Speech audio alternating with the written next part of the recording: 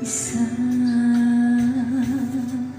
bagong anyo ang nakita at namastan ng katawiran. Tinatanong nila, bakit kakaiba? Ang buhay niya'y pag-asa'y nakamtan. Isang bagong likha ang umilaw at tumanglaw sa katawiran. Umaawit siya